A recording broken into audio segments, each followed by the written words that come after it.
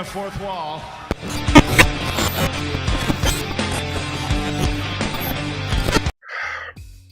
Greetings and salutations, everyone, and welcome to the Dirt Sheet Radio NXT Post-Show Rewind for July the 23rd, 2024. I am, of course, Tyler, the Pro Wrestling Hipster, here as always with CJ Carter, here as always. Let's talk some NXT. Absolutely. Hell yeah, it was a pretty fantastic night for the developmental brand. Great show.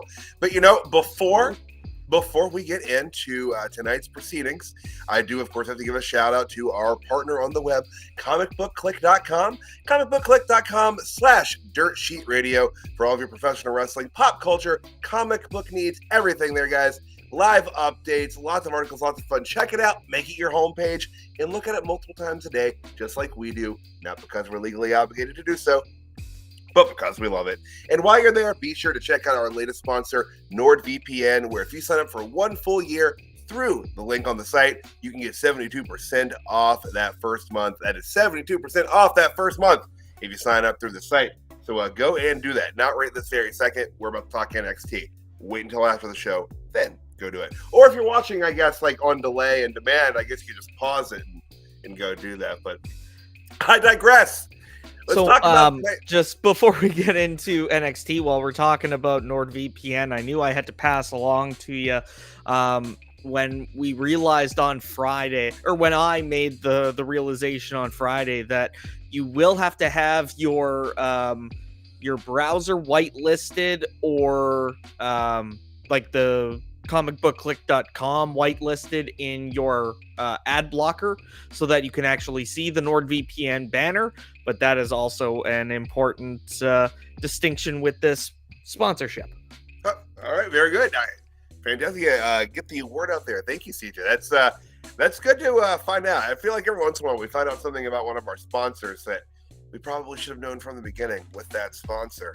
And that's definitely on the list now. Kind of like when we found out that the monk.com, our aromatherapy sponsor, that is something you actually physically smoke. Yes, very true. Yeah. So, and it was a couple months before we had that realization, unfortunately. So that was on us, guys. That was on us.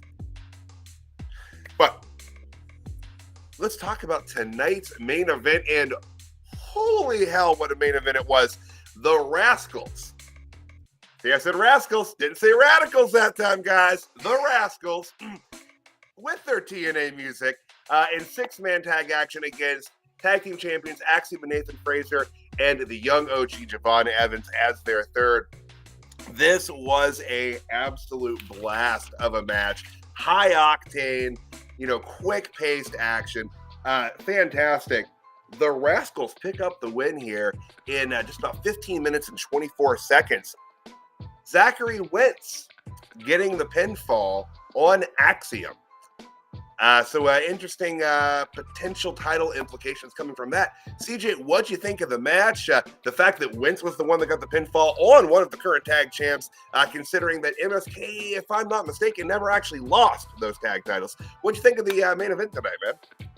Well, and we will talk about it a little bit later on, but they do actually reference MSK not losing the tag titles earlier on. So, like that in itself, when they were setting up this match for tonight, I thought it was going to be a regular 2-on-2 tag match, not a 3v3. So I loved it. First of all, I love seeing Rascalz, anything, just in general. But I do think that Zachary Wentz getting the pinfall here is poignant in a way because of how his NXT career ended. But at the same time, I doubt that if they had any problem with him, he wouldn't be there. Right. So yeah, absolutely. Yeah, I don't see it being too big a deal that Wentz was the one to get the pinfall, but I do like the implications that it has for the tag team division. This very well could be the best chance or at least the most realistic chance, I'd say, to a TNA talent holding an NXT title. Yeah, I agree with that. I think that's a real possibility here that they get the tag straps off of Axiom and Frazier. Do we think that's Great American Bash? My knee-jerk reaction would be to say yeah. I would kind of like for them if they could possibly stretch that out to the next, like PLE proper that they're going to have, which would be was it No Mercy in September? Yes.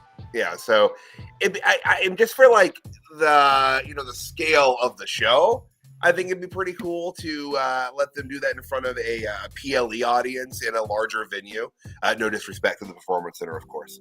So if they could hold off just a little bit, I'd prefer that. But I could absolutely see them going that way as soon as the Bash. I mean, they do have 2 weeks of matches to fill.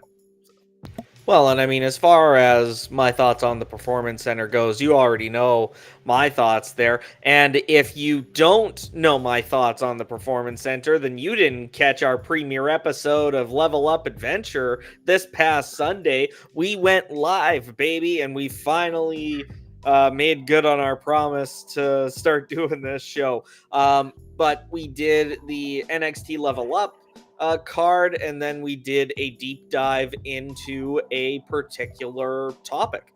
And this past week we talked about whether the NXT television show has outgrown the Performance Center arena. So if you haven't checked it out, absolutely do once we're off live tonight. But I mean, this yeah, I agree. I think this I'm excited to see where this goes for sure. Yeah, there's a lot of fun implications. In the chat right now, Mac just said that Wince winning a NXT tag title and walking onto TNA television with it would be wild, and it would be. Like anybody walking onto TNA television with WWE Gold is mind-blowing. Like, I mean, I even think about when, and I try not to think about this era too much, but I mean, when Hogan and Bischoff were running TNA and they moved Impact to Monday nights, that was that was the highest point of the WWE TNA rivalry. So I think this is probably like the Hogue or the Michaels and Hart hugging in the middle of a Monday Night Raw ring levels of WWE and TNA working together again. Yeah, absolutely. It's been such a great partnership so far. I've enjoyed all aspects of it they've done. I wanted to see this keep going forward, and I look forward to everything they're doing with it. And clearly, they've got plans for Hendry. We'll talk about a little bit later this evening. Some things that they've announced for week 1 of the Great American Bash. But CJ, man, anything else on tonight's main event, or shall we hop around to the front of the show?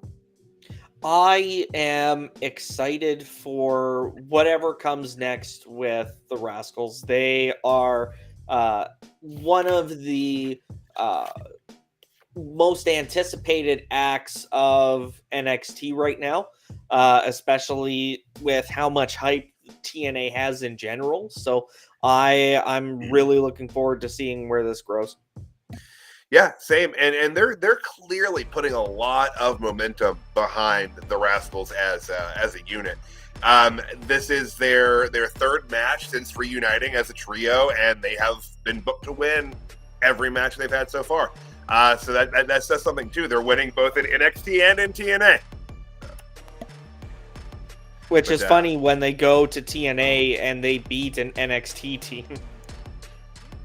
Right, so it's yeah, and folks, if you didn't catch Slammiversary, go check that out. And if also you didn't catch the absolutely stellar Slammiversary post show that was done by the TNA gang over there. Check that out as well to catch up on that. But we're going to hop back into NXT and jump around to the front of the show. As always, or as typically, the show came from the Performance Center down in Florida tonight. And again, like CJ said, if you want to hear our opinions on what we feel about about NXT potentially going on the road, check out Level Up Adventure from Sunday.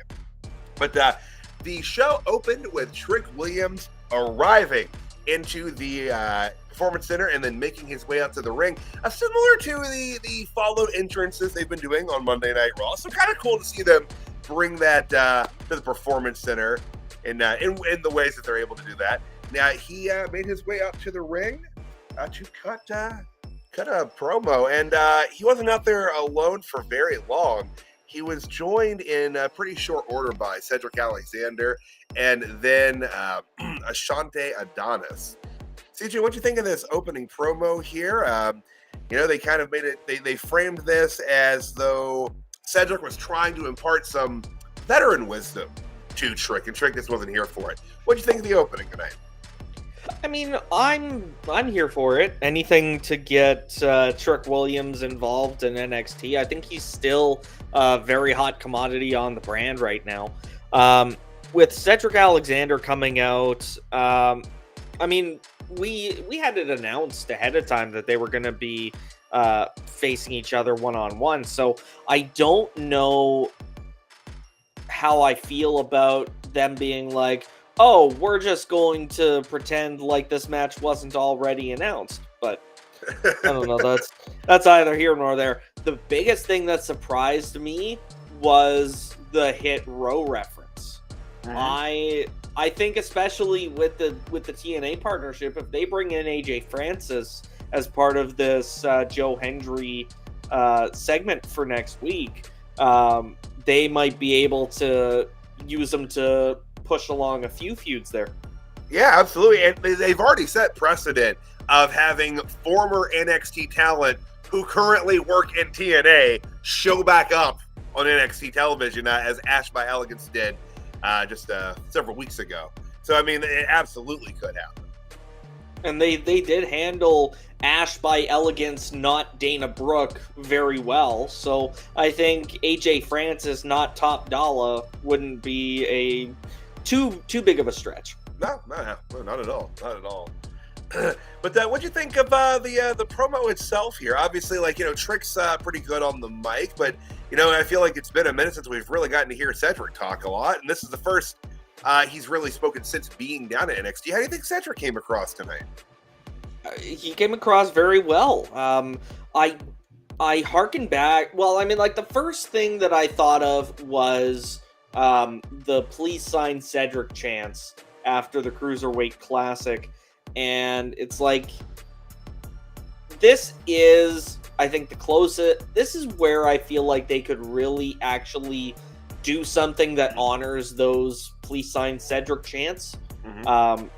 He, since the Hurt Business anyways. But, great promos all around tonight for sure. And, yeah. I mean, we'll talk about the matches that all three men had throughout the night. Yeah. But so from there, we had Ethan Page was shown arriving to the Performance Center, and he was being chastised and run down by some of the other wrestlers there for the 3 count. That I really don't understand why people are really giving him crap for this. It was a visual 3 count, but it's really earwormed into poor Ethan Page here. He's really worked up about this 3 count that wasn't a 3 count because it wasn't actually in a match, but he's been given some shit for it. So he's upset all night long regarding this throughout the evening. But after that's a bit of an understatement. I'd border on hysterical. Yeah, a lot more upset than he should be, but I mean, that is kind of a glance into the id of ego, if you will. But no, he's not upset. No, he's not upset. He's not upset. He's not bothered at all. No, not at all. Not bothered at all. From there, we went back into the PC, and Josh Briggs was making his way out to the entrance way, and he is shellacked from behind by his former good buddy, Brooks Jensen, and that is how they began their no DQ match. No DQs, no entrances. This was a fantastic opening match, man. Like, this was just a blast from bell to bell. The 7-year-old was still up and awake a little bit later than normal today, and caught the majority of this match and was just absolutely aghast. Kind of fun seeing a kid see their first hardcore match. She looked at me at one point and said, "You know, I think I might want to be a wrestler, but I don't know if I want to do that." But fantastic, hard-hitting match. Shawn Spears makes his way out to the ring, a white chair making its appearance due to that, and Brooks Jensen able to pick up the win here in just a little bit over 10 minutes. CJ, what do you think of this match, man? I thought it was a great match. It definitely advanced their story in a more meaningful way. It puts a nice we come back full circle now on Shawn Spears trying to get Josh Briggs to be his acolyte, because right at the end of this match, we see Shawn Spears come out, try to get Josh Briggs to attack Jensen with a chair, but he won't. So he goes after Spears, and Jensen attacks Briggs with the chair, and that's how he wins. So obviously Jensen is a Spears acolyte, and I mean we'll see where this goes, but it feels more natural for Jensen to align with Shawn Spears if they're going to go with this sort of finder of the lost soul kind of cult leader that they seem to want to be, that they want Shawn Spears to be.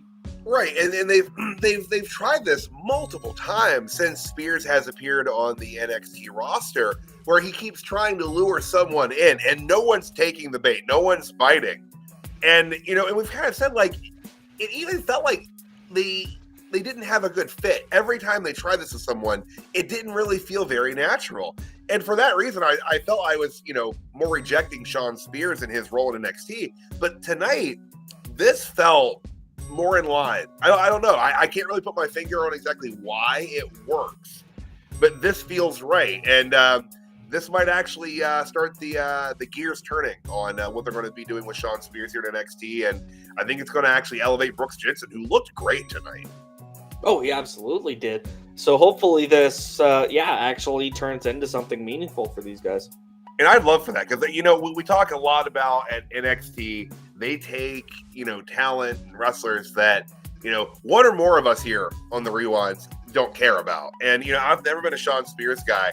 And if they can make me a Shawn Spears fan, hell yeah. And I believe they can do it. And I already, like I said, piece one of this story tonight with Shawn Spears' involvement, love it and here for it. So looking forward to what they do.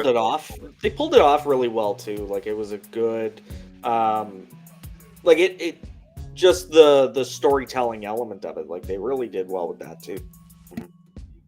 Absolutely. But anything else on the no disqualification opening match tonight? Nope, that was it. All right. So backstage, we had the segment CJ alluded to just a bit ago. Axiom and Nathan Frazier ran into the Rascalz in the backstage area. And here they did discuss the fact that Wentz and Lee never did lose those tag titles, and they'd like to get a shot. So that was the agreement. So, Axiom and Frazier agreed that they would give them that shot if they could beat them in the 6-man tag. And, CJ, again, this was something that they had announced before NXT went on the air. Not long before NXT went on the air. But they kind of behaved as though this wasn't already announced on the online. Now, to be fair, for this one, it feels like they had an opportunity to at least put a earlier today graphic up so that we didn't think it was live. I don't know if they did or not, but I mean, they may have. Okay. Definitely couldn't have done that when it was Trick and Cedric in the middle of the ring because it was live. Right. And then, of course, we see some more cracks. Well, not cracks, but, a little bit of banter between the tag champs because Axiom's in the next speed tournament. And Nathan Frazier's like, well, you just gave me grief for doing that exact same thing. It's like, well, I mean, yeah, but you did it and it was okay, so I thought I could do it. Really, the reality is, yeah, but there's only so many wrestlers in this company, and they got to keep booking this shit. Is that your Nathan Frazier accent? No, it was my Axiom. Oh, that was Axiom. Okay. My Axiom, yeah. Oh, well, it's still not great. It's all right. I do worse accents. I do better ones, though. My Jesse Ventura is not bad. It's not as good as Karrion Kross's, but, that's about the only thing he does right. So he's got to have something, You can leave the Karrion Kross in the vault. Fair enough. Where he belongs. Yeah, you weren't on the Raw show last night, so you didn't get to rail on the Final Testament with us. But oh, I had notes, though. Let me tell you. Good times. But back onto NXT and the backstage area. Lola Vice, Carmen Petrovic, and Sol Ruka were hanging out watching footage of Stephanie Vacker. So we can continually say that Stephanie Vacker has made her first appearance on NXT television tonight. Right? And that's the clickbait version of that, right? Like if we were unethical here at Dirt Sheet Radio, that would have been on the main page. Stephanie Vacker makes appearance on NXT. That would have, but no, we don't do that here, guys. That's not how we roll. But that is an interesting way to kind of introduce her that way. I mean, they mentioned her by name now. They've shown her in that. But while they were watching this footage, they were approached by Shakara Jackson and Lash Legend. And then they started kind of talking trash. The women's tag team title scene came up, and they set up for a match between Petrovic and Ruka taking on Shakara Jackson and Lash Legend later tonight, which we will, of course, be discussing. But the match that we're going to be talking about next is DJ Eddie Thorpe taking on the television star Lexis King one-on-one. This one went as to be expected. Lexis King does not get wins. Eddie Thorpe picks up the victory here in just about 2.5 minutes. CJ, what'd you think of this match this evening? I thought it was a good match. Like the typical showcase of Eddie Thorpe and Lexis King. Like that's it was good. Yeah, I didn't really have much written down for it other than good to see Eddie Thorpe back in the ring. Yeah. And further to our conversation from Level Up, they didn't change anything about Eddie Thorpe's entrance or in-ring presentation with this new DJ thing. So it does seem to be just a character quirk for him, which is cool. I'm absolutely fine with that. It doesn't need to be part of his in-ring presentation at all. No. And in fact, I'd kind of prefer they not have it be. But it's great, though. It's a great thing to just kind of give more insight as to who he is as a person and, help connect with the audience. That's obviously a major part of professional wrestling is that connection the talent has with the audience, or the audience feels with the talent as it would be. But, I just want to point out, it's worth noting here, like I said, he beat Lexis King in just about 2.5 minutes. It took him 5 minutes to beat Shiloh Hill on Level Up. Just putting that out there. So maybe Lexis King should be on Level Up and Shiloh Hill should be on NXT proper. If that's what winds up happening in 2 weeks, we're going to have a real interesting adventure of Level Up that week. He would be Lexis King. He'd be the king of Level Up. That could be the whole thing. Instead of the star pupil, it's the king of Level Up. The king of Level Up. We'll have new graphics. We'll have a whole bunch of them just ready to roll for whatever they want to say from week to week. But yeah, it was great to see Eddie back on NXT proper, picking up a win here. So, but it's clearly not done between the two. After the match, King did jump him, used that scepter, hit him in the hands with that on the steps there. So, clearly they're going to have more conflict going forward. Oh, which I imagine which Lexus King will not win. If not booked for week 2 of the Great American Bash, I imagine the NXT afterward they'll have some big revenge match. Yeah. Sooner rather than later, probably. But so backstage, we had Trick being interviewed, and Pete Dunne lurking in the background again. So Pete Dunne's doing some double duty right now. I feel there's almost always one person that is actively doing things on the main roster and actively doing things in NXT, which is always interesting because they act like they're separate worlds, but they're not. It's a interesting dichotomy they strike here. I mean, we finally didn't see Gallows and Anderson or Meechin this week, so maybe that's a sign they're finally wrapped up, or maybe they just took this week off and they'll be back after the Bash. We'll see. It'd be kind of nice if they were just ready to roll, but I mean, I feel like there's unfinished business between them and OTM still, so they'll probably be back at some point. Oh, I imagine. But Pete Dunne's been in the backgrounds kind of giving Trick shit for the last couple weeks. So there's something brewing for sure there, as we'll get into a little bit later as well. But the next match we have here on the card is Oro Mensah taking on Ashante the Adonis. They added the back in this week. He was weird. The-list. He was the-list for like 2 hours of television, but he's back with the. So the match here, of course, the conflict being that Ashante was hitting on Jakara Jackson and Oro did not care for that. So, but the two wrestled here tonight. Oro Mensah getting a pretty good win here in just about 4 minutes and 38 seconds.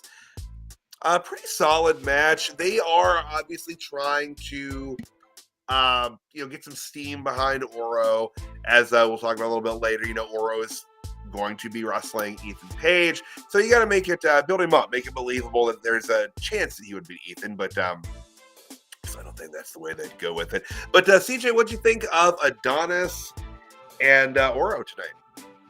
I thought this was a good match. I don't know. Just couldn't get into it for some reason. Like it was good, but I just kept checking my phone throughout it, so I just ended up missing a lot of it. I don't know. Just wasn't for me this week, I guess. Fair Nothing enough, against either guy, but all right, fair enough. Well, we're gonna hop back to the. Oh, actually, I guess. Sorry. Before I hop to the backstage again. After the match, Mensah grabbed the mic and then called out Ethan Page, which we'll talk about Page's response a little bit later, because Page wasn't bothered by the pen. That wasn't a pen. Why do you keep saying he wasn't bothered? We know he wasn't bothered. Stop saying he wasn't bothered. He's not bothered. I'm insisting too much. But backstage, we have the No Quarter Catch crew approaching the D'Angelo family to inquire about who sent the ransom letter. Just then, Rin Sinclair pops up and says she sent it. And she was just trying to, she's wanting to join the No Quarter Catch crew. This is fun. I'm enjoying this interplay with Rin Sinclair and the No Quarter Catch crew, and the No Quarter Catch crew's kind of interplay with the family. CJ, what'd you think of this backstage segment? How they're coming across and how Rin Sinclair is coming across, because these were the first kind of big interview segments or promo spots they're putting her in. How do you think she's doing with these? I love it. I think this is fantastic. The character shift for the No Quarter Catch crew is really good, and Ren Sinclair feels like a natural fit. Mm-hmm. And the dynamic that they're building this relationship on of blackmail isn't something that I think we've seen in NXT anytime I can think of. So, they're trying something new and it's working. So I'd love to see where it goes. Yeah, she's definitely falling into this character very well. When they first brought Ren Sinclair onto NXT television, I wasn't really quite sure what to think of her. She's had a few singles matches that we've seen. And she's definitely got a good foundation there. But yeah, this character for her feels very natural, and it's a lot of fun. A lot of fun. And but she did kind of imply here that she wants wins. She wants to be in the No Quarter Catch crew. And, you know, she might talk about what she saw in the world's most dangerous parking lot. So, and we'll talk about what happened in that match. Up next, as Ren Sinclair takes on Carly Bright. Carly Bright with her good friend Kendall Gray. I feel like they're always hanging out on Level Up, hanging out here, you know. Also, though, the D'Angelo family watching from the crow's nest up there, and the No Quarter Catch crew present at ringside. So it was an absolute party of people during Carly Bright versus Ren Sinclair. Ren Sinclair does pick up the win here in just about 3.5 minutes. But she had a little leverage with the pin from one Charlie Dempsey. And she was thrilled. Pleased as punch after the match. And Dempsey looked annoyed as hell. That he has his father's facial expressions. Well, I mean, we'll see when the jowls really set in, you know, because I think he still has a decade or two before he's got to really get that good regal sneer. But no, this was a good match. I love seeing Carly Bright. And Kendall Gray, we talked about her on Sunday. Phenomenal talent. What a toss that she gave to Miles Bourne near the end of that match. It was fantastic. They even talk about it later on. But yeah, awesome match. Great character spot for Ren Sinclair. And I love seeing this where this is going to go. Yeah, I'm enjoying the not just the character work, but their in-ring performances too. And like you said, we talked a good bit about Kendall Gray and her match on Level Up this past Sunday. But yeah, I don't think they're going to be a Level Up act for too much longer. They're already straddling that line with them, and they're looking good week after week. But yeah, and again, just the interplay with Ren Sinclair and Dempsey and the No Quarter Catch crew, it's just so much fun. And this is just such an interesting, almost full 180 for the presentation of the No Quarter Catch crew. It was a very serious, you know, we do nothing but train craps kind of presentation to a little more, I don't know, entertainment friendly, I guess. Like, this is just, it's got a little more pop and a little more, I don't know, a little more WWE shine on it, we'll say. It kind of reads more like the Creeds when they were in NXT, and they had, you know, like you saw the intensity, but then you saw the fun that they were having. It feels like they have that potential with the No Quarter Catch crew, especially now that the Creeds have aligned with Chad Gable, and they're not as fun as they used to be. No, the new Alpha Academy, if you will, Beta Academy, Omega Academy. There's something there. They'll find there. But after that match, we had Hank and Tank. Love getting to see Hank and Tank at any chance I get. They were walking around backstage, and they were talking amongst themselves about potentially being the host of the Great American Bash, which I am all for. Here for that. Love Hank and Tank. Want to see absolutely. Could not pick better hosts for the Great American Bash than Hank and Tank. I want to see Hank and Tank come out in like full red, white, and blue Uncle Sam suits, big Lincoln top hats, and like just go all out with it. They would kill it as hosts. Yeah. I think it'll be good because they've got so much personality, and you know, if you're not gonna get them consistently, you know, in matches on TV, at least have them on TV in some. It's interesting because it's almost they're kind of taking that the role that Pretty Deadly was filling. not as really heels necessarily, but like that, like kind of like they're not going to book you in matches all the time, but you're going to be on television consistently because you're such a fun character. But I kind of feel like that's kind of the role they're sliding them into right now, especially considering they're going to be hosting the Bash. Well, and I mean, they usually have those intros by the talent that they're not using for these events. So, like, I expect the Bash is going to open with Hank and Tank doing a pre-recorded rundown of the card. So, yeah, like you said, if they're not going to use them in matches, this will be a good way for Hank and Tank to still be like, hey, we're here. So don't forget about us, guys. We're still around. Yeah, exactly.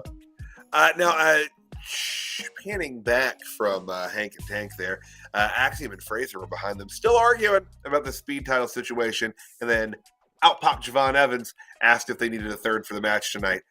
Again, kind of behaving as though they hadn't already said that was going to happen. But that's okay. Not everyone checks the socials like we do, guys. So it's all right. But hey, it's good to feel like you had an idea at work. Right, there you go. All right.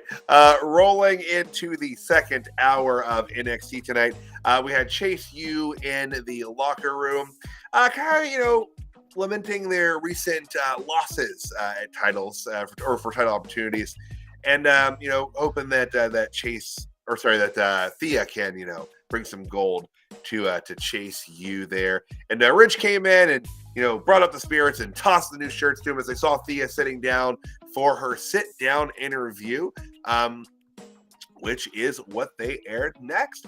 And in the interview, they talked about, and I love that they did this. They talked about the Great American Bash last year when Thea Hail got a shot at the title against Tiffany Stratton. And of course, she came up short in that match. But it was a good interview, a little shorter than I thought it was going to be, just kind of based off the fact that it was one of the major things they had announced going into tonight's show. But I thought that she came across very well here, very natural. It didn't come across as overly rehearsed. I'm a big Thea Hail fan, though. So, but CJ, I'll toss over to you, man. What did you think of the sit-down interview with Miss Thea Hail? I thought it was a great character interview for her. It was like you said, it was a great choice to have the comparison between last year's match and this year's Thea Hail. So I think her best chance to capitalize on this momentum is now. I thought it was last year. I'm not against admitting when I'm wrong. So I think if they would have done this last year, it would have been rushed. She has a much better opportunity this year. So hopefully they manage to do something with it. Now, I will say this. I've got anxiety going into this match because I'm clearly a huge Roxanne Perez fan and also a huge, Thea Hail and Chase U guy. So, like, the next week for me is just, it's going to be rough, man. Next week's going to be just hell for me. It's going to be a rough match for me to sit through. I feel like Sherry Martel watching Shawn Michaels and Rick Martel wrestle. My heart is going to be hurting this entire match.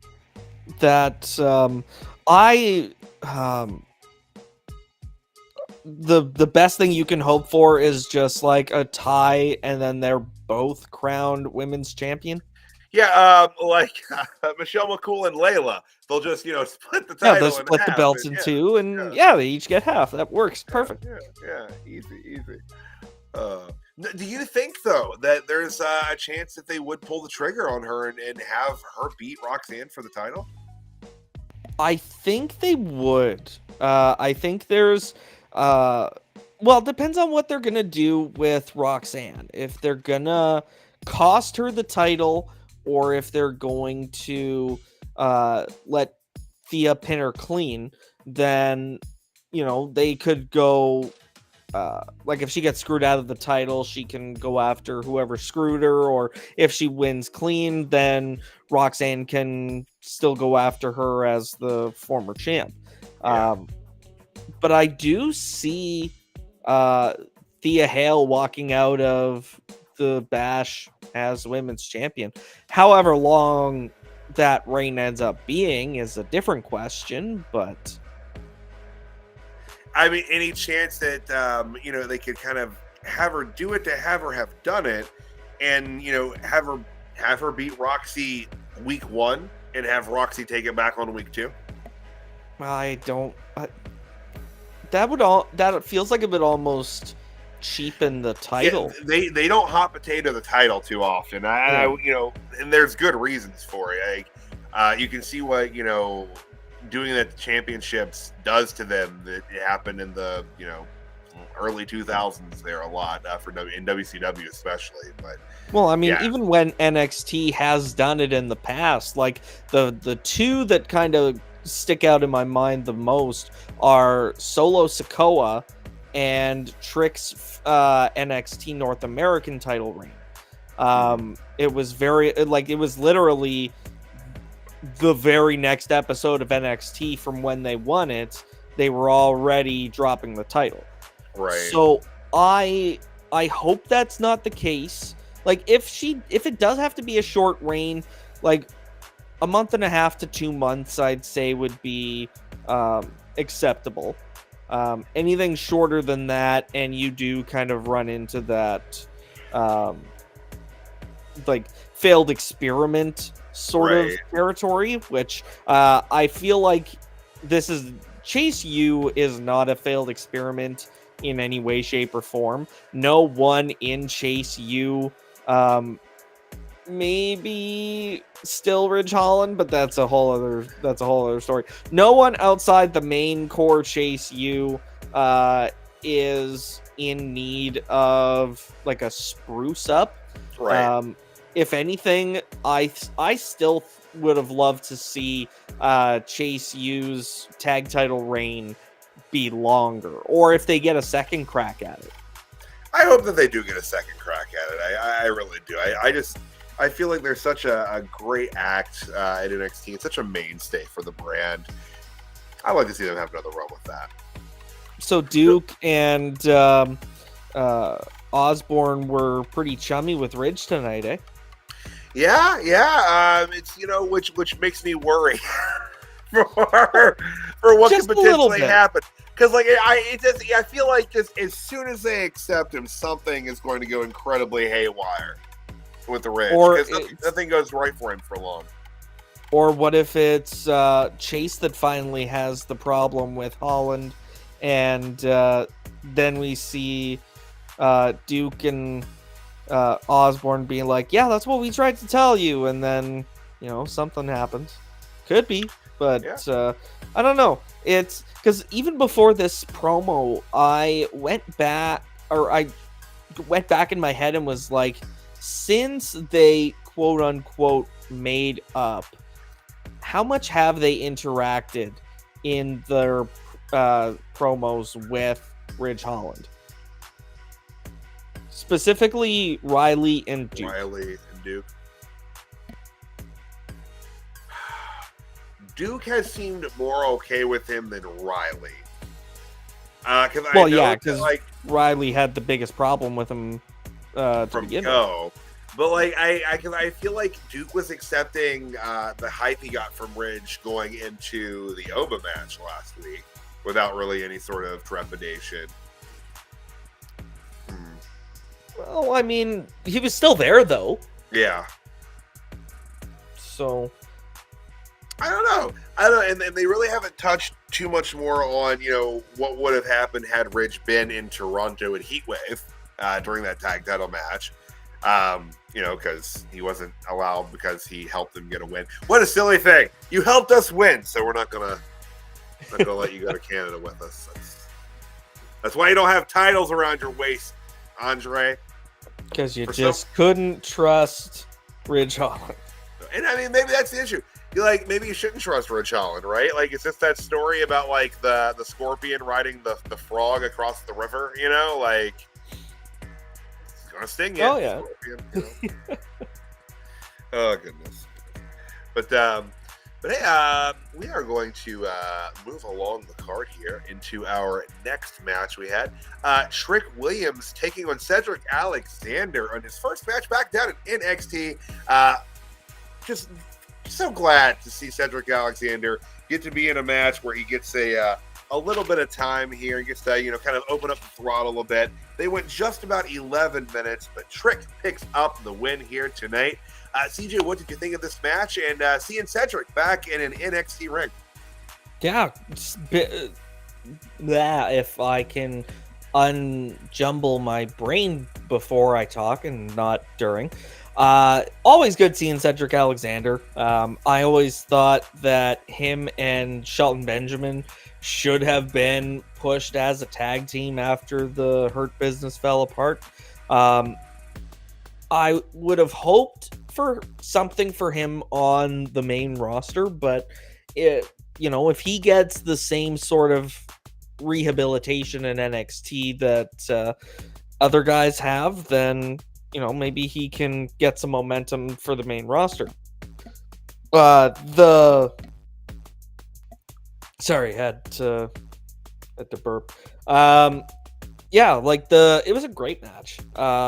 I don't know how I feel about this Pete Dunne Trick Williams stuff though. Like on Raw, Pete Dunne turning on Sheamus makes sense, but I don't yet see the connection as it relates to Trick Williams. Yeah, he just kind of seems angry for no real reason right now. Like anger just for being angry. Like he's so mad with the Sheamus thing that he's like, it's boiling over. He's like, you know what? I'm going to go to Florida and hit Trick Williams. I still get people calling me Butch and it's your fault.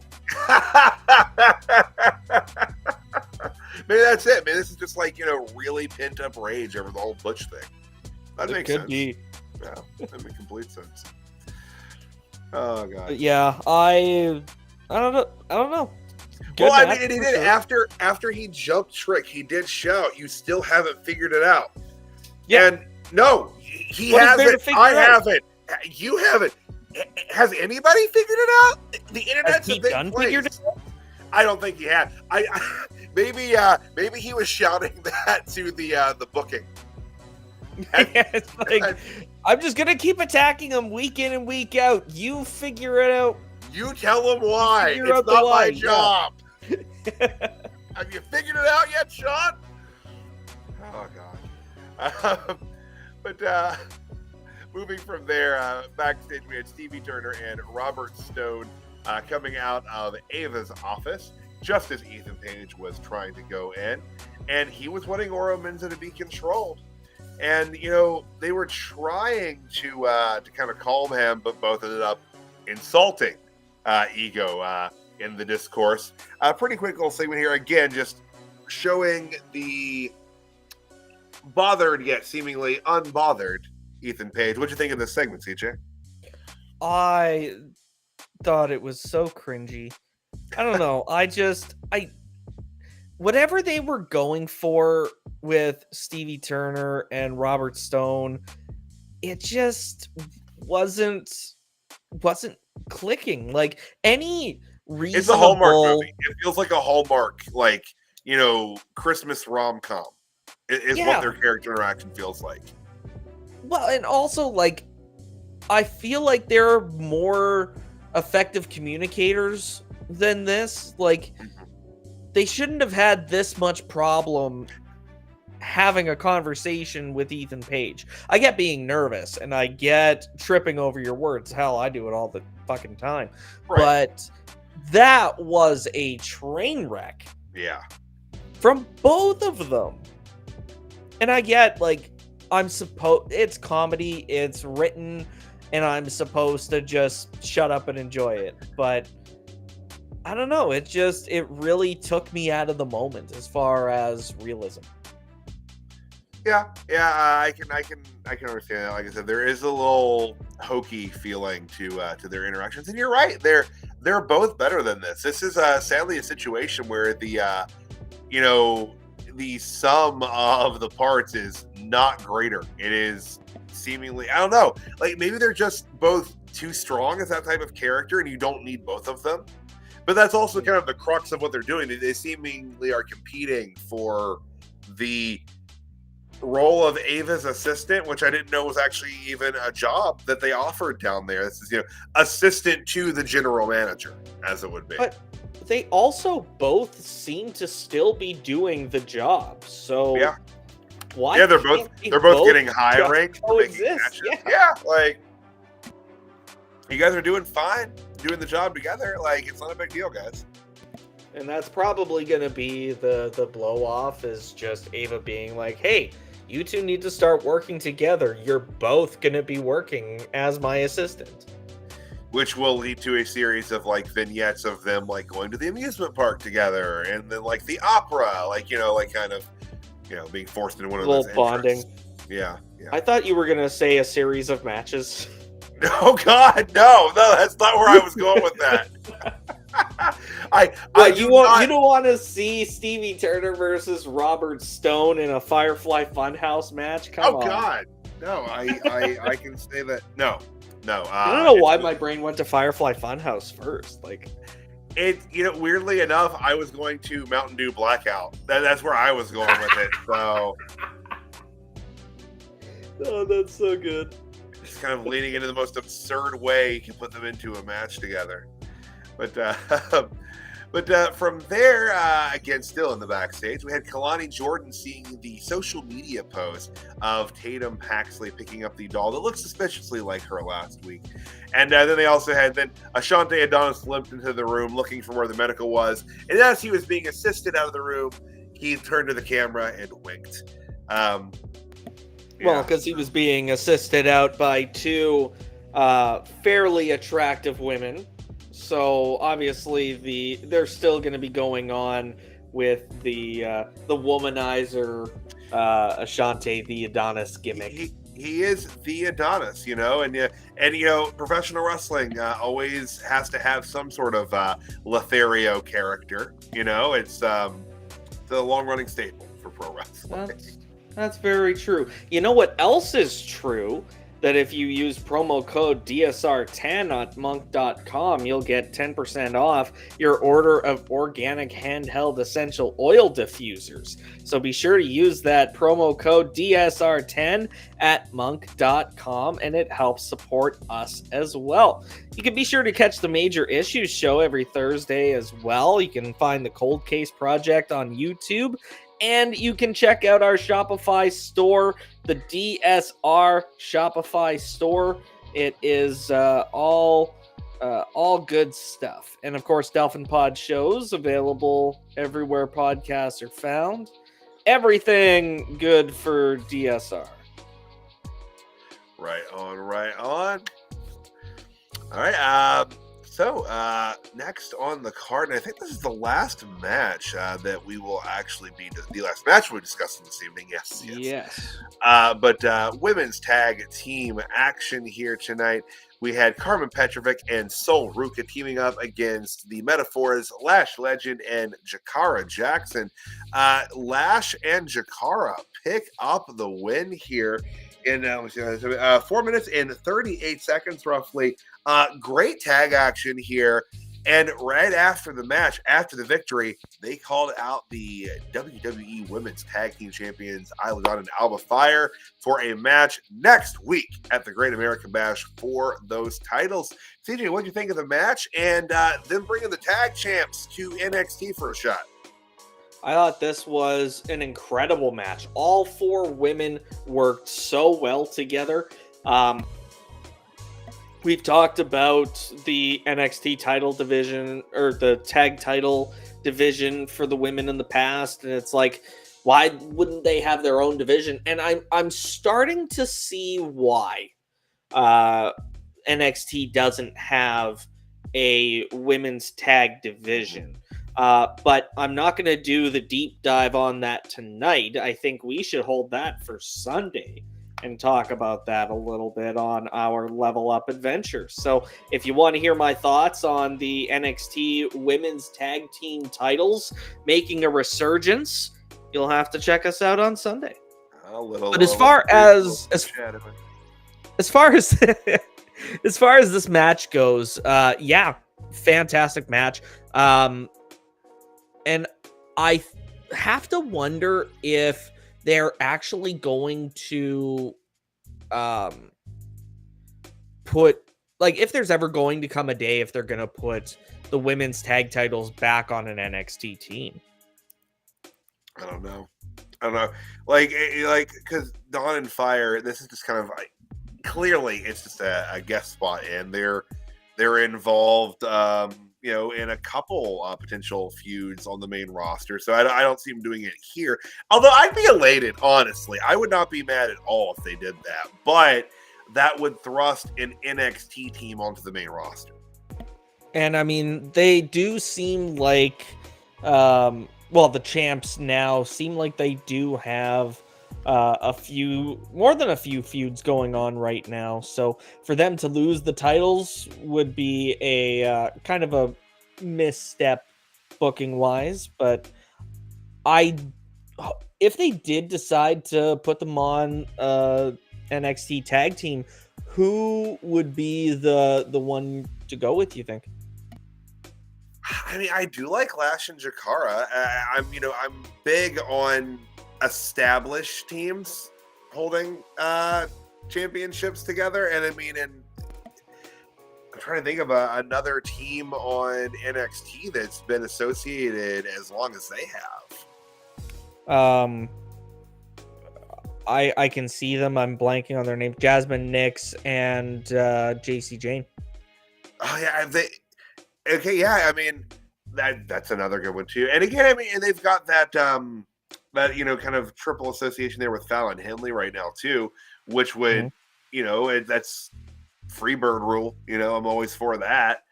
Gosh, but I mean, yeah, like actually, JC Jane and Jasmine Nix as a potential to win those titles. I do like them because I think they're a team that could easily translate to the main roster and work the main roster style pretty seamlessly. My only thing on Jakara and Lash is I don't know. I might change my tune after next week. I'd like to see them in that big match scenario to see how they really perform there.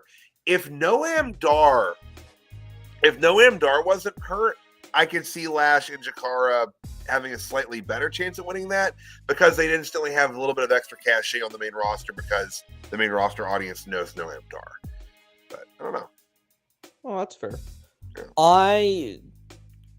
I had some other teams that I was rattling off in my brain, but then, yeah, it's like you said, they're just kind of thrown together teams, and that might be another good reason why there aren't tag titles for the women's division in NXT.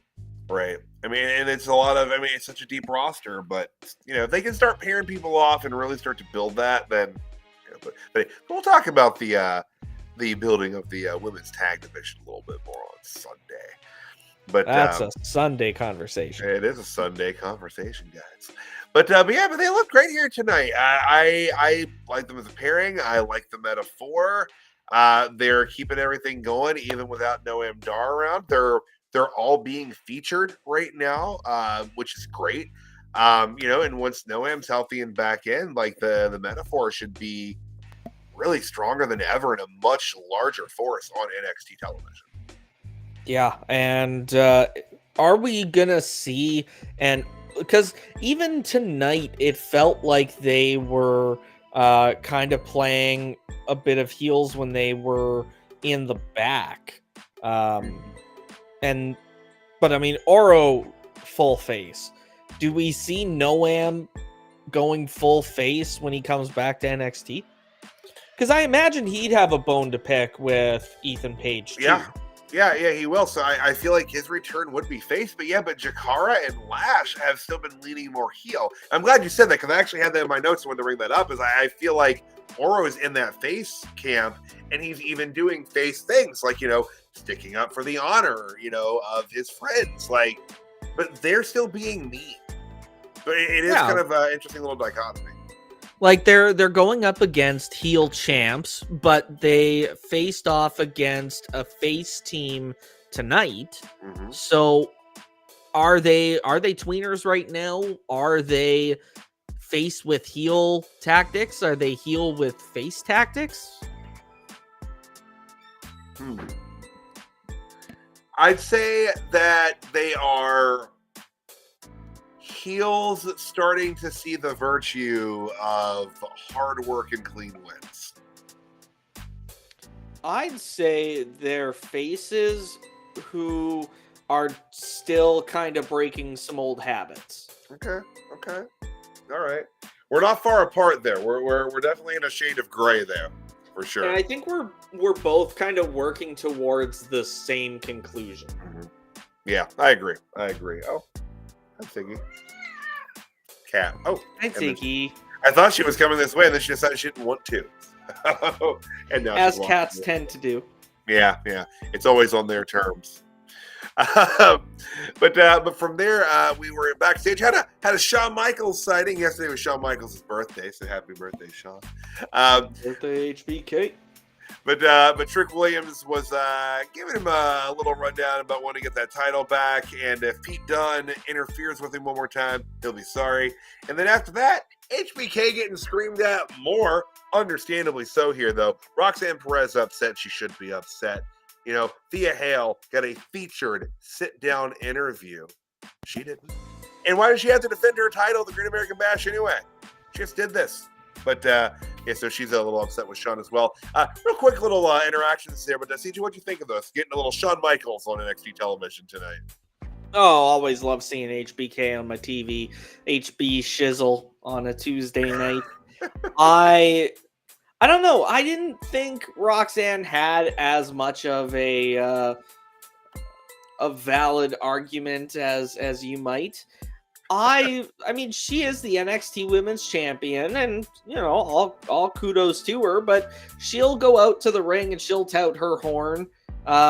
You know, why would and if Thea Hail got that same opportunity, Roxanne would go, "Why is she getting the ring time and not me?" That's true. You know, always something to complain about with Roxanne, I tell you. You know, it's the life of the champ, you know. It's like Booker T said on commentary. It's, you know, what do you need, champ? What can I get for you, champ? So, you know, it's just the life that she's accustomed to as the Prodigy. Oh my God. Okay. While you've brought up Booker T on commentary, I do have in my notes from the last match, the women's tag match. We need to get Booker off commentary like yesterday because one, I wholeheartedly believe that man is going to have a heart attack at ringside if he gets any hornier on main. And two, he just doesn't bring anything of value to the commentary table. He doesn't even talk about the wrestler half the time. Half the time he's just like making noises and singing along to entrance themes. I'm over it. I'm exhausted. Booker T makes me exhausted.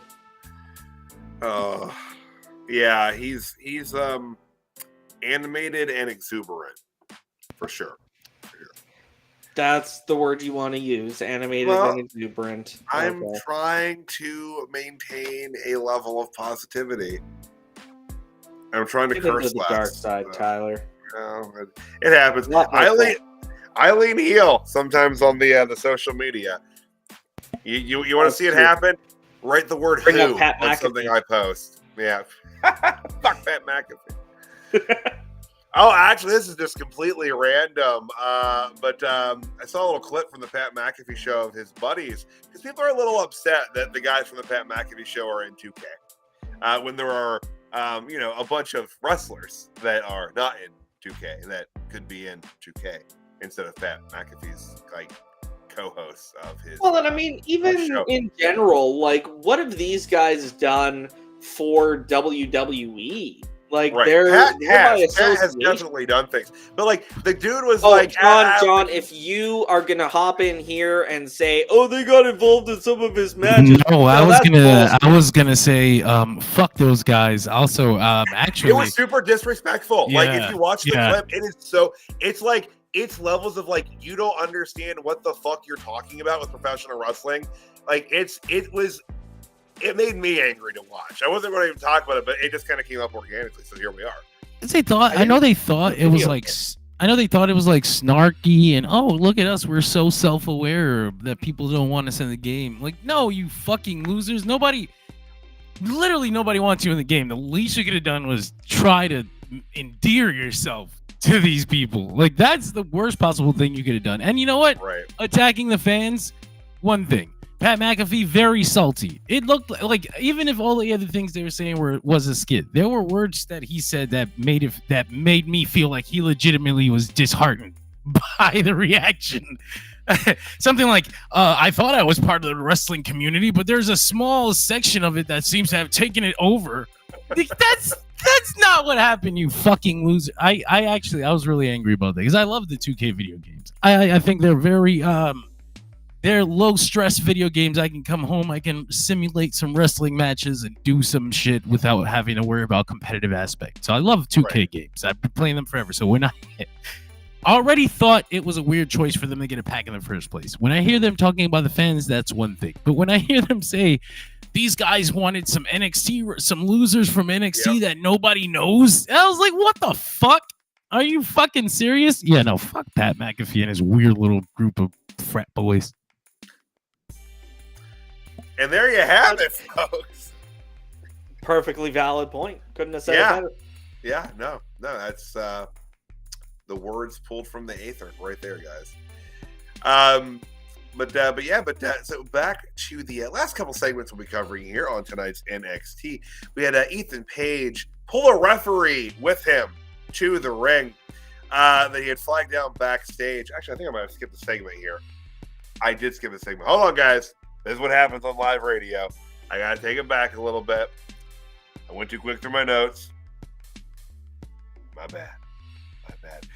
We had a video package of... Say what? I said, for shame. You're supposed to be better than this.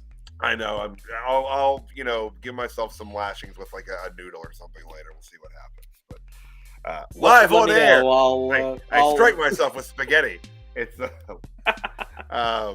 God, that's how we get the ratings up. But we had a quick video package of Hendry's involvement with the Gallus and Rascalz match last week. Just kind of getting Hendry's face on TV this week without actually having Hendry on TV.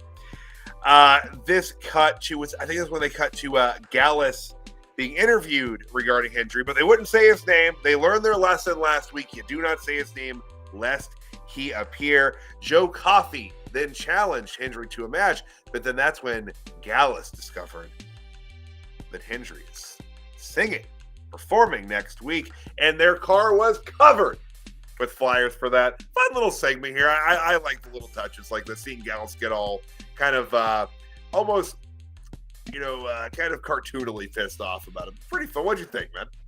I loved it. Anything that obviously they're doing Joe versus Joe at the Bash, which I'm looking forward to. Because not at the Bash, or they haven't confirmed anything yet. They just confirmed. No, they've confirmed the concert for night 1, so they'll probably do that night 2, I imagine. I hope so, because I'm really looking forward to this kind of coming to a head. But yeah, just the sheer amount of paper wasted to print off these posters just to stick them to Joe Coffey's car. The environmentalist in me is sad, but the wrestling fan in me is like, got him. Good going. Well, and it fits with Joe Hendry, his character, and like things that he's done in real life, like the billboards that he bought during Clash in the Castle weekend. I believe he spent thousands doing that. Yeah, so it's like this is a very real feeling thing that he would do to get under someone's skin. So yeah, absolutely here for it. Loving these segments. There were people online that were a little upset that Hendry was not on the show proper this evening, but that's a good thing, though. That's a good thing. Like you can't have your huge acts there all the time, guys. You got to make them special sometimes. Don't want to overexpose, but he's a busy man. He's very popular right now, guys. He's in a lot of places at once. I mean, people keep saying his name. Did you see the match that not the match itself, but I've subscribed to Joe Hendry on YouTube, and he posted a video over the weekend of a song he wrote in response to Elijah, who is Elias and his whatever their younger brother's name was. But yeah, Elijah was singing a song in the middle of the ring, and he said Joe Hendry's name, and all of a sudden this video starts playing of a song that Hendry wrote about Elijah. Hendry took your job. Hendry took your job. It's so catchy. Oh, that's fantastic. The crowd ends up singing it. Hendry comes out, has his match. The crowd goes insane. So, like, I can understand the frustration and sadness about no Joe Hendry live on NXT, but the fact that NXT is still putting this much stock into him is mind-blowing. Yeah.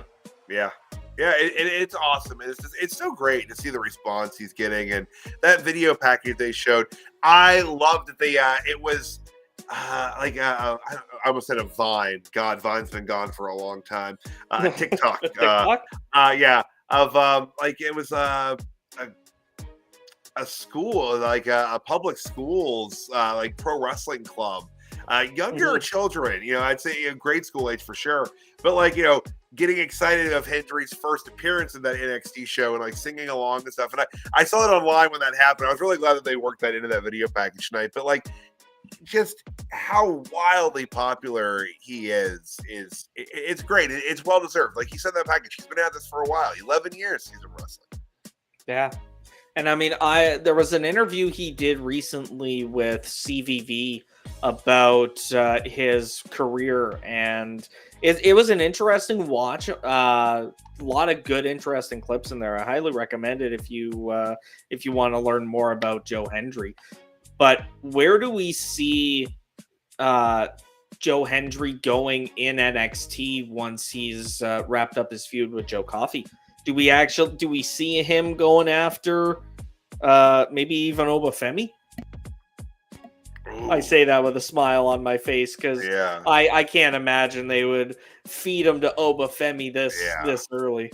No, I could see him, making a run at getting a North American title, but I don't know if it would be while Oba's still running around with it. I mean, a lot of people were surprised that they didn't go with Joe Hendry at Slammiversary in that title match. A lot of people were expecting that and then kind of angry that it didn't happen. And I also found that interesting. He's so organically over. I thought it's a pretty big likely thing that would be him, but they didn't. And I would wonder why that specifically is. Is it because they're planning to do it further down the road, or do they know that he's not going to be at TNA forever? And it could just be that sort of long-term investment of hey, you see how good we built you up while you were here? What's that? Your TNA deal expired? Well, hey, here's an NXT one for you. That kind of that. And I think they might have done that with Jordan Grace too. We'll see how and if she gets utilized. But I mean, everybody that we've seen from TNA on NXT so far, I would say has a fairly good shot of, branding there, making the jump when their contracts are up, especially the Rascalz. Yeah. Oh God. Yeah. Especially.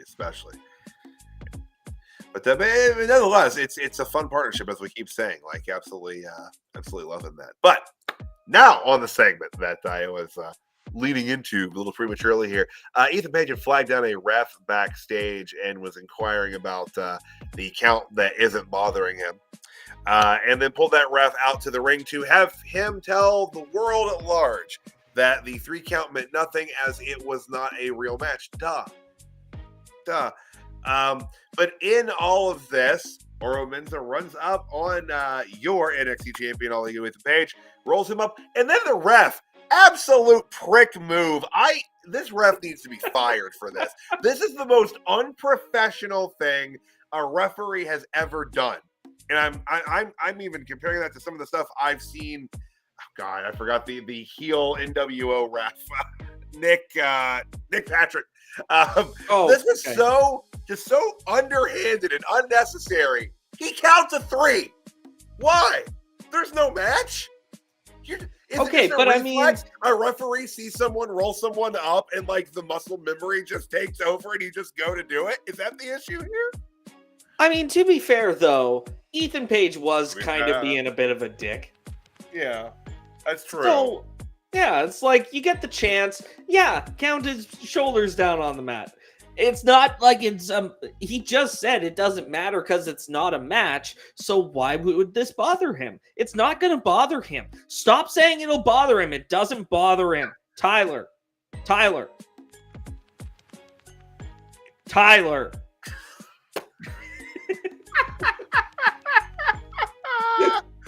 It doesn't bother him. No, doesn't bother him. Not at all. Not at all. Oh God. So past that, the family and the No Quarter Catch crew had a meeting of the minds backstage again, which I again love the interaction that the family is having with the NQCC. And Tony D, magnanimous, ever the nice guy, says, since the Olympics are coming up, an Olympian should get a shot at the Heritage Cup. And Tavion Heights excitedly accepted that challenge. Looking forward to Tavion Heights and Tony D'Angelo for the Heritage Cup coming up. I've loved Tony D's run with this cup. I think it has done wonders for his character. I think it's helped elevate him, on the card at NXT. I think it's elevated him in the eyes of the fans in general. Like I said, through this Heritage Cup run, I now see a way for Tony D to exist on the main roster and succeed on the main roster. He's very good. But yeah, Tavion Heights, I assume that D'Angelo wins here, but hell, I could see them putting that on Tavion just to shake things up. But what do you think they're going to do here, CJ? I do think that if it is going to be anybody in the No Quarter Catch crew that takes the cup back from D'Angelo, it should be Charlie Dempsey. Whether that is the case or not, because I mean, the catch clause is going to catch clause regardless of who the actual champion is. So it very well could be that we see the cup come back, but I want to see if we can flesh out D'Angelo's reign just a little more. Like, it doesn't feel like he's really done anything with it. He's only defended it the once, I think, right? No, he's had 2 defenses. Oh, 2, right? Okay. So yeah, getting in, a few more defenses before losing it. Like Noam Dar had a lot of defenses in that cup. Like I would say Noam Dar right now is the best Heritage Cup champion that the North American NXT audience has seen. Yeah, I agree with that. Absolutely. And so I'd like to see D'Angelo get more of a substantial reign as champion, but we'll see what happens at the Bash. Yeah.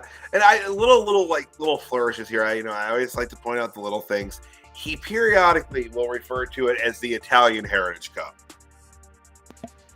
The Italian Heritage Cup? Yeah, he's called it that a couple times. And he doesn't do it. It's really not. It's maybe every 10th time. But he'll work it in there every once in a while, which I have to start paying attention now. Yeah. And I'm still mad that when they replayed that promo he cut that was on Twitter, they cut out the bit about him going home to water his basil plants. I love things like that. I like the little character things.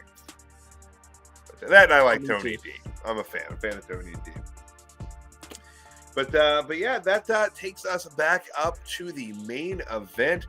CJ, before we hop into kind of the closing segments here, the megastars and the jobbers of the night and whatnot.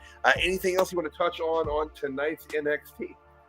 No, I did the ad stuff early, so no, I think how was this as a go-home show for the Bash? I thought it was pretty good. They're still going to have to add a few matches next week. I think they had 3 matches and the Joe Hendry segment announced for next week. I think so. Sounds about right. Yeah. But I mean, depending on how long they give some of those matches, they might not add too much more to the card. But I mean, this formula of building one match card and then a separate match card during the event for the same event, I know it's not short-term booking because it's just booked, it just hasn't been announced. Right. But I don't know, it just doesn't do well for hyping these 2-night events when you're only hyping them a week at a time. Right, and it seems like, what was the last one they did that was a 2-night they split like this? Was it Halloween Havoc? Or was there something before that? No, we weren't doing the shows yet for Halloween Havoc last year. It was one that we covered. I'd have to look back, but there was another that they split into 2 like this, and they did Trick's match on the second night, and when he was champ. Oh, it was during the draft. It was Spring Breaking. Spring Breaking. Oh, thank you. Okay, so they kind of did it similar with what they're doing here, because Oro Mensah is going to be getting that shot against Ethan Page, but they're going to do the contract signing next week. At the end of the show tonight, Ava said that she would draw the contract up and have it for next week. So, that I'm okay with, because that at least it's like that match is happening on the second week, and they're going to do some hype for that next week. But I would hope that within the next couple days, if they're going to add any matches to the card for the first night, they would go ahead and do it. I don't know. It's an interesting way to do it. They're trying to make a bigger deal out of your weekly shows. I'm all for that. But I mean, they have proper PLEs. They've got a couple coming up. They could have stretched some of these feuds a little bit longer. But they just, and I don't get why, because I mean, it should be as easy to promote as a 2-night WrestleMania. Mm-hmm. It's just without the advantage of it being 2 consecutive days. Right. It's 2 consecutive weeks of weekly televised product. Right. Yeah, it adds a wrinkle to it. And they do a good job with it, but yeah, it does make the promotion weird. And it is one of those things where sometimes in professional wrestling, you're very aware that it's a professional wrestling thing. And it's just like you said, it's not like they're booking it on the fly and by the minute, or rewriting the show that day. They have it all they have it all planned out. It's just the way they have to get that information out there. Just it makes it feel scripted, I guess. I don't know if I'm making my point very well here, but it makes something that we have to have a suspension of disbelief for seem scripted, and you don't want to go that route. You want to kind of work the opposite direction of that. Exactly. But all right. Well, let's hop into the NXT Jobber of the Night for June. Good God, July the 23rd, 2024. CJ, my friend up in the Great White North, who do you have? Are we even allowed to call it a jobber anymore? We are discussing that. We're discussing that at backstage. We're trying to find a word. I'm not changing the damn jobber of the night. Fucking god damn it. No, I'm not. We're not doing this. You're not taking away my insult word. It's a fucking joke. I don't mean that I want this person to never grow in life.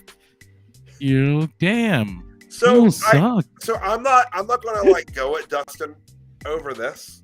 No, But he's Dustin here's the thing. Rhodes. But here's the Oh, thing. yeah. I would like to know, what do you want me to call someone whose career is going out there and losing? Which there is no shame in that. That has to be someone's job. There are people that had a wonderful career as a job guy. So what the fuck am I supposed to call that category of wrestler?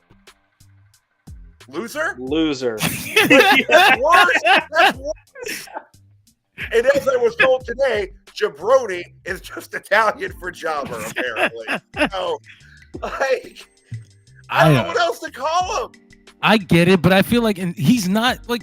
I feel like he's not saying don't say jobber. He's kind of saying don't insult us that way. But it's like that's how do you try to erase an entire like verb? Like I don't know, like. Well, and I mean, like this is gonna probably get me canceled, but the thing that I most equate it to is like the word retard as in a medical usage could still be used today if it weren't for people misusing it so much that the vernacular completely changed. So when fans started learning the wrestling vernacular, I think it's because they're the ones who took the term jobber, who, for all intents and purposes, should mean exactly what Tyler said, someone who goes out and puts the other guy over night after night. Right. And then the fans just took it and bastardized it to mean loser, never gonna amount to anything, or just someone I don't like. I just would be insulting. Like there was a post I'd made last night during Raw about Jey Uso, and someone just called him a jobber, and it's just like, do you know what the word means at that point? Because it's like I don't know a lot of job guys that main event WrestleMania. Like, no, that's exactly. But like, so like that, I do. I think, John, you're right. That's kind of the spirit, I think, of what Dustin meant. Like using it as that kind of insult. Like you just don't like the person, so you're trying to throw some sort of slur at them. I like having words. I like having descriptive, fun words to insult people with. I'm sorry if that makes me it just makes you a mark. I do. Oh, yeah, you see.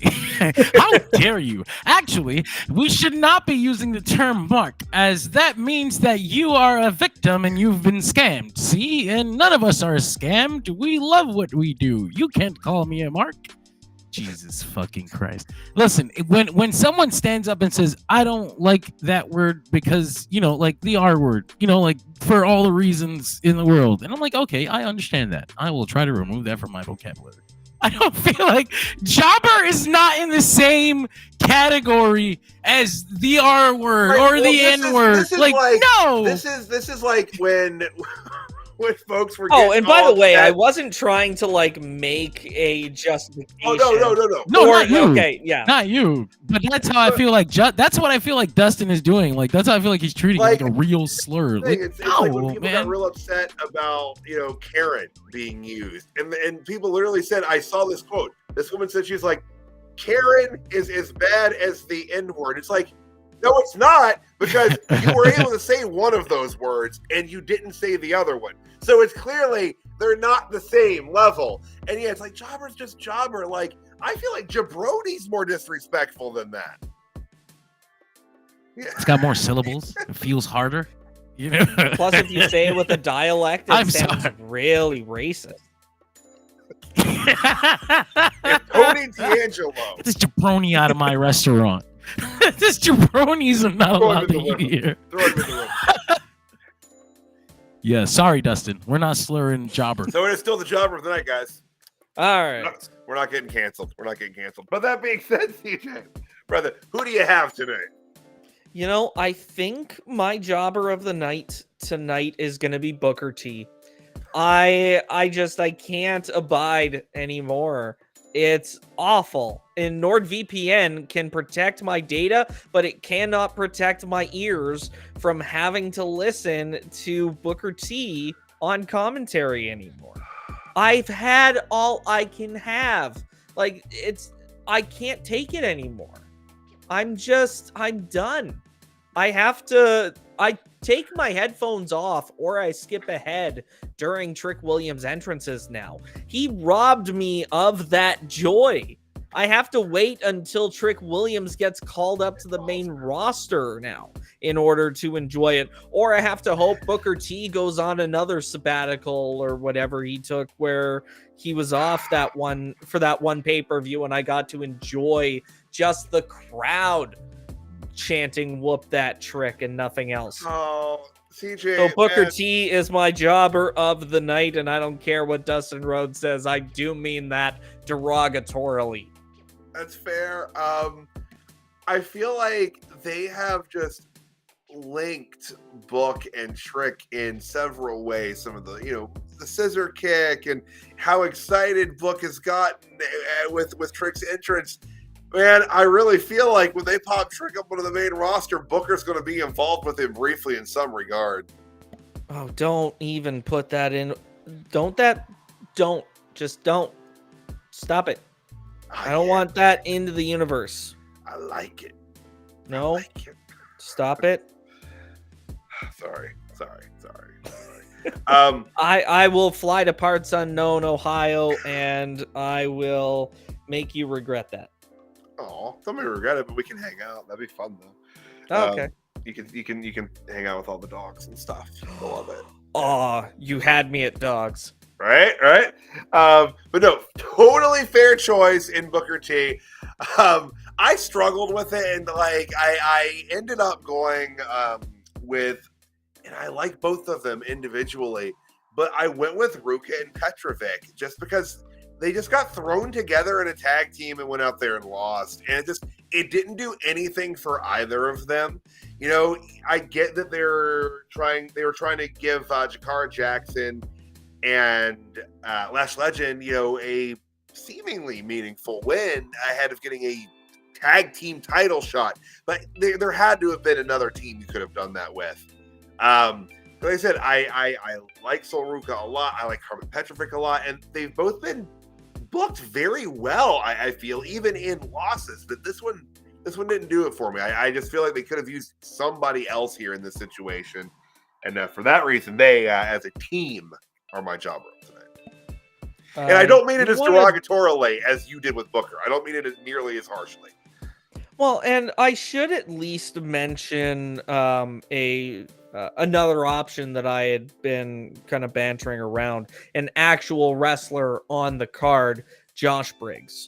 An example of what the fuck are they doing that we've talked about for months now. Like, what the fuck are they doing with Josh Briggs?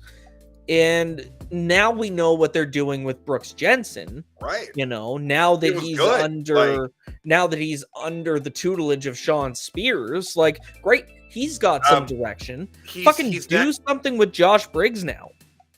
Jensen is now sitting under the information bush. I almost said Sean Spears' learning tree. They don't want to get sued. It's Sean Spears' information bush. Okay, that's what we got there. Yeah. Hashtag. Wait, how do you sit under a bush? I guess you lie down under it. I had to lie down on a bush though. A couple weeks ago, I had to dive under the mulberry bush in our backyard to grab her. So that happened. Well, okay, that's worth it though. Yeah, in that case, I guess I was the monkey chasing the weasel. I don't know that one. You know that? All around the mulberry bush, the monkey chased the weasel. Oh, okay, yeah. Nursery rhyme, yeah. But I digress. But no, that's a fair thing to say with Briggs. He's been very directionless since the split with Jensen. And then last week, it seemed like they were giving him some direction where it was going to be like, okay, I am my brother's keeper, as it would be. And doesn't seem like that's going to be the case anymore, unless you're just going to have him trying to, pull him away from Sean Spears, and that's going to be his role for a while, but I like this for Jensen. I really do. Like, I thought he looked. Maybe they should send Briggs to TNA for a while. I literally, like, when we were talking about Jensen and his making an impact references, and now we're talking about sending Briggs to TNA. Well, and I mean, they are sending him to, what is it, Noah? Yeah. Him and Javon. And No, not Javon. Tavian Heights. Tavion. Yeah. So, you know, maybe they are just going to write Josh Briggs off while he's in Japan and then figure out something to do with him when he's back. Yeah, okay, that would make sense. That would make complete sense. Which probably does hurt Tavion's chances of winning the Heritage Cup next week. I can imagine he wouldn't be defending the Heritage Cup while he's over there. Or what if he did? That'd be rad. That would be really rad. I would like, as much as I'd like to have Tony D run with the cup for a lot longer, that'd be pretty cool to see it represented in another promotion in Japan. That'd be really cool. I mean, it sounds like he's entering a tournament, though. So I can't imagine that they would break format of the tournament to also make it a Heritage Cup match at the same time. I guess they couldn't do that, but just having it present there and being announced as, like, you know, Heritage Cup champion, you know, like, it's like the Speed Championship where you announce it but you don't show it. Oh, don't do it dirty. Don't do the cup dirty. The cup is is sacred. It is sacred. We love the cup. We love it. Yes. But all right. Well, that's gonna take us into our mega stars of the night. It'll be interesting to see. I'm always interested to see if we have the same person. CJ, tonight with my mega star, and maybe you have the same group of individuals. I went with the Rascalz. I'm sorry. I was gonna let you talk before confirming who my megastar of the night was. So, you go right ahead. They're so over. Like, the crowd's into it. They fell back into working with each other so seamlessly. It's like there was never any time apart for them. They're picking up wins in NXT. They're picking up wins in TNA. It's awesome. Love the match. Like, the Brooks Jensen and Josh Briggs match, when that happened, I was like, oh my god, this is a great match. Like, it's, you know, possibly a match of the night. And then the 6-man tag happened in the main event, and hell of a match. Loved it. Rascalz are my collective megastars of the night. Also, I feel so badly for calling them the Radicals 43 times last week, so I kind of owe it to them. I almost picked the Rascalz for my megastars of the night tonight, but then I thought the biggest, like, the most time that we've talking about any one individual on this show wasn't even live on the show tonight, and that is impressive. So I'm going to have to give my megastar of the night honors to, unfortunately, someone who won't appear when I say his name, Joe Hendry. Thank you for at least clapping. I'm excited for what they're doing with Joe Hendry. I think that he's going to be he's going to be enjoying the biggest net positive out of this NXT rival or partnership. Yeah, I agree with that. Absolutely. And he is absolutely a mega star, like getting bigger every week. And you love to see it. It's just meteoric rise of Joe Hendry. Definitely. And next week we get some concert styling. So really looking forward to that too. But yeah, great choice in that.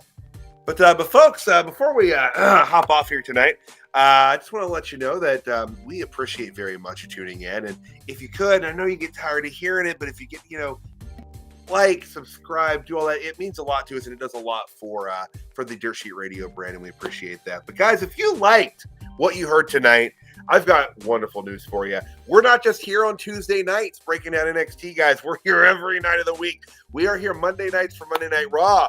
Obviously, we're here for NXT for Tuesdays. Wednesday nights, we are here for AEW Dynamite. Thursdays was made for TNA Impact Wrestling.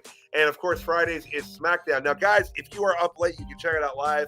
But if you're like me and have to be up early a lot, get it in the mornings. The DSR flagship podcast posted every Thursday morning. Be sure to check that out. Also part of the DSR family on Sundays, the 3NP podcast going live every single Sunday. And also on Sunday, CJ, what's that other show that happens? Oh, you know what? The name of it's on the tip of my tongue. It's right there. It's CJ and Tyler's NXT Level Up Adventure. That's what it is. Every single Sunday, whenever we feel like uploading it, because sometimes it's live, sometimes it's pre-recorded, but it will be on Sundays, every Sunday. If you haven't watched the debut episode, make sure you go back on demand and watch it. It's on all our socials. Be sure to check it out. I had a blast. It was a lot of fun. We had a blast on the premiere episode. Looking forward to doing it again this weekend. Again, we'll be breaking down the typically 3 matches that are on Level Up, and then we'll be hitting some deep dive topics, depending on how long we get on there. But it's a lot of fun, guys, and it gives us also the opportunity to hit some bigger points for NXT that we can't really go into super in-depth here. So please tune in again. We love it, and we really appreciate it. But CJ, before we go, where will the people see you next, and how can they find you? Well, I will hopefully have my camera on next time when I'm talking SmackDown this Friday. Otherwise, I'm hoping to be on next Monday talking Raw, and always here on Tuesdays whenever I can talking NXT. And we are going to be kind of announcing things for the SummerSlam Rewind coming up in a week and a half now, so stay tuned for that. Excellent foreshadowing, and get the excitement building for announcements. Yeah, major announcements coming, guys. SummerSlam is no joke. It's it's good time. Good time, and it's taking place here in the state in which I reside, but I will not be heading north to Cleveland for that. Good grief, it's a big stadium. I get anxious around a lot to move people. Anyway. 2 people. Yeah, I always said, unfortunately, I think WrestleMania 30 was probably the last really big show that I'll be able to handle. The panic attack I had in the Superdome, or as Hogan called it, the Silver Dome. That was something. Good times. But folks, so be sure to tune in for those. And I'm Tyler, the Pro Wrestling Hipster. You'll see me here every Monday night breaking down Raw, every Tuesday night breaking down NXT with CJ, and usually Malik. And shout out to Malik. I couldn't make it here tonight. Hopefully we'll have you back on next week, man. We always love having you here. We always miss you when you can't make it. And and also, like CJ said, and we've said ad nauseum, Sundays now for the Level Up Adventure, and it was so much fun. Can't wait to do it again. It's just a blast. It's so positive, and that's a show that doesn't have a jobber of the night, but it's really just because it's not fair to the students that hit the developmental system. Yeah, it's not nice to do that. The Level Up remedial student. I'm going to work with some slightly higher definition graphics, guys. I am not a graphic designer. I was an English major.